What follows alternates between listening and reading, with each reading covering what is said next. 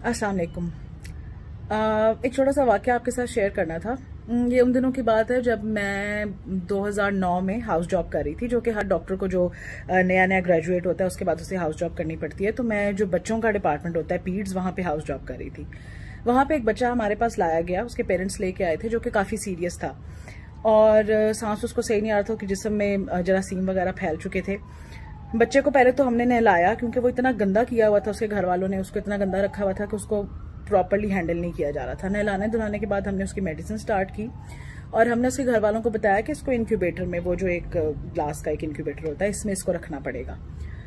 उसके घर वालों ने इंक्यूबेटर की तरफ गौर से देखा और उन्होंने कहा कि ये तो शीशे का डब्बा है, इसमें तो हमारे बच्चे का सांस बंद हो जाएगा, तो इसमें तो हमने नहीं आपको रखने देना। अब हमने उनको बहुत समझाया कि देखें, इसके अंदर ऑक्सीजन हम उसको बच्चे को लगा सकते हैं, वैसे भी इसमें ऑक्सीजन चल रही होती है, एयर अंदर जा रही होती है, तो ऐसी परेशानी वाली बात नहीं है। वो नहीं माने। हमने बाकी बच्चे भी उनको दिखाए जो इंक्यूबेटर्स में थे। हमने कहा देखें, ये बच्चे भी इंक्यूबेटर में हैं और इनके सांस चल रहे हैं, इनके वालिदैन भी पास, मतलब बाहर ही हैं, अगर ऐसा कोई मसला होता तो वो क्यों इसमें रखने देते। बहरहाल वो लोग नहीं माने। उन्होंने कहा कि नहीं जी, शीशे के डब्बे के अंदर बच्चे को सांस नहीं जाएगा, वो मर जाएगा। हमने बहुत कोशिश की क्योंकि बच्चा सीरियस था, लेकिन वो नहीं माने और वो बच्चे को लेके चले गए। अब इस वाक़े के बाद हम परेशान भी रहे, हम सोचते भी रहे उस बच्चे का क्या बना होगा, लेकिन बहरहाल इसमें जब पेरेंट्स ना माने तो आप कुछ नहीं कर सकते। इससे मुझे ये बात एक याद आई कि हमारी जो असल में कौम है ना, जब आपको किसी बात का नहीं पता होता ना, यूजुअली आम तौर पे नॉर्मली ये होता है कि आपके अंदर या तो क्यूरियोसिटी जन्म लेती है कि एक तजस्सुस होता है कि क्या इस चीज में क्या साइंस होगी, क्या हिकमत होगी, इसके बारे में मैं पता करूं। दूसरी एक चीज होती है खौफ, कि जिस चीज को आप नहीं जानते आप उससे डर जाते हैं। एक और स्पेशल कीड़ा होता है जो हमारी कौम में पाया जाता है, वो ये है कि जिस चीज के बारे में उनको नहीं पता उसके एक्सपर्ट बनने का जुनून। कि जैसे आपने देखा होगा कुछ अर्से पहले एक बड़ा ट्रेजिक वाकया हुआ कि एक हमारा ये PIA का जो जहाज था, कुछ दिन पहले की बात है, वो गिर गया और क्रैश हो गया, बहुत सारे लोगों की उसमें डेथ हुई। तो वो लोग जिन्होंने कभी नजदीक से जहाज देखा भी नहीं हुआ ना, सिर्फ दूर से कहीं आसमान में उड़ता देखा है, वो भी कहना शुरू हो गया कि ए ना ए मुंह पर ने डिगया है या पिठ पर ने डिगया है, मैनू लग रहा है कि ए ना पायलट दी गलती है।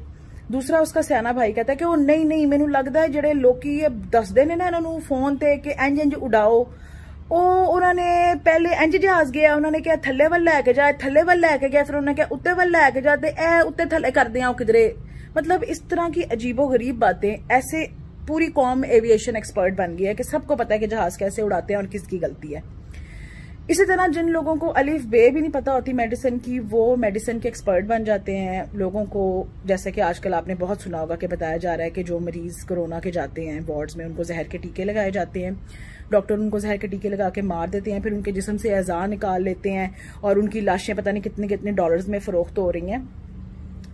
तो इस तरह की अफवाहें, ऐसे एक्सपर्ट जिन्हें बनने का जुनून होता है, वो ये बातें बनाते हैं, पहले अपने दिमाग से सोचते हैं कि जी ऐसा होगा, फिर उसके अराउंड एक पूरी की पूरी जो है ना, वो एक पुरस्कार कहानी तरतीब दी जाती है, फिर वो लोगों में ऐसे फैलानी शुरू कर दी जाती है जैसे अपनी आंखों से ये सब होता हुआ देखा है।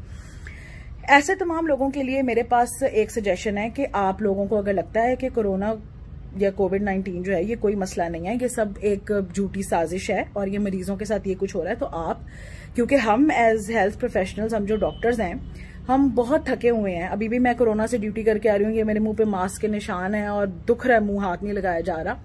तो हम लोग तो क्योंकि मरीजों को एडमिट कर करके और उनका इलाज कर करके बहुत थक गए हैं और हमारे ऊपर बहुत वर्कलोड है और हमारे पैरामेडिक्स पे भी।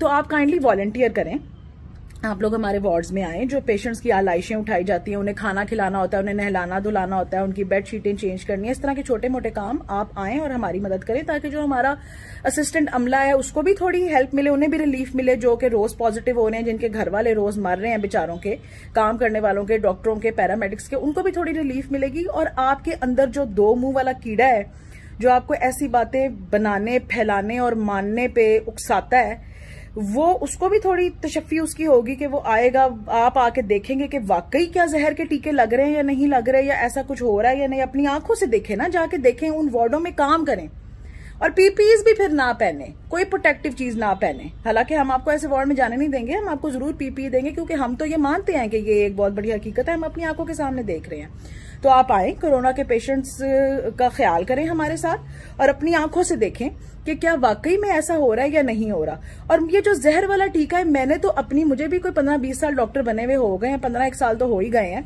मैंने तो अपनी जिंदगी में कभी ये जहर वाला टीका जो है ना, ये आज तक नहीं देखा कि ये आखिर कौन सा टीका होता है जहर वाला, ठीक है ना। कोई ये 12-15 साल में मैंने नहीं देखा। तो एक तो मुझे भी बताएं ये कौन सा टीका है। दूसरी बात यह है कि बॉडीज क्यों नहीं दी जाती कोविड पॉजिटिव पेशेंट्स की, उनके घर वालों को, क्योंकि बंदा मर भी जाए तो भी उसके अंदर वायरस अभी, मतलब उसके जो डिफरेंट बॉडी के ऑर्गन्स है, जो उसकी पूरी बॉडी है वो इन्फेक्टेड है। जो बंदा उसको नहलाएगा, जो बंदा उसको कफन पहनाएगा, जो उसके नजदीक जाएगा, वो इन्फेक्टेड हो सकता है। इसलिए हम ये कहते हैं कि जी बॉडीज को आपने हाथ नहीं लगाना, उनको हम खुद ताबूत में डाल के आप जो है ना उनको दफना देते हैं आपके सामने।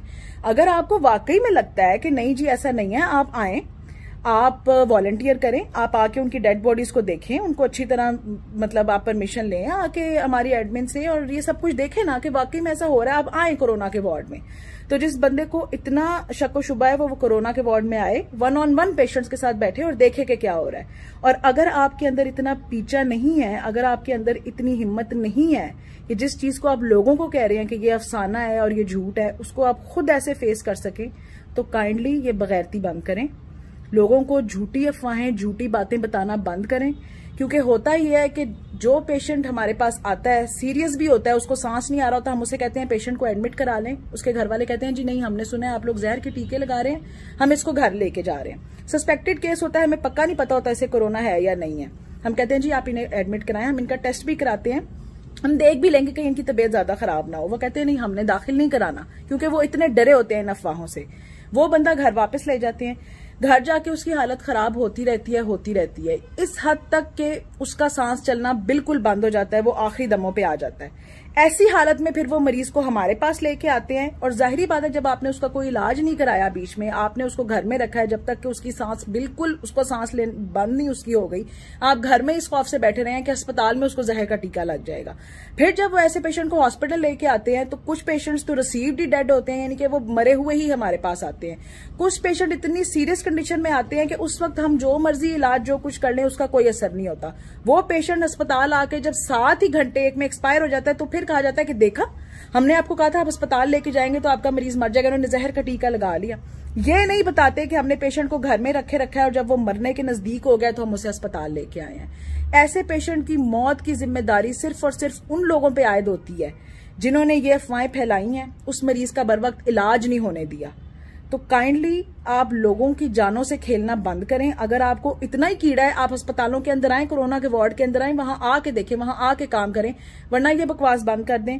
हम बहुत टेंशन में हैं, बहुत स्ट्रेस में हैं। एक तो अपने सामने अपने मरीजों को मरता हुआ देखना, ऐसे ही जैसे आपके घर का कोई बंदा मर रहा हो, एक वो डिप्रेशन, फिर अपने कोलीग्स को अपने सामने इन्फेक्ट होता हुआ मिजरेबल हालत में देखना, खुद इन्फेक्ट होना, अपनी फैमिली वालों के लिए परेशान होना कि कहीं आप उन तक इन्फेक्शन ना ले जाएं।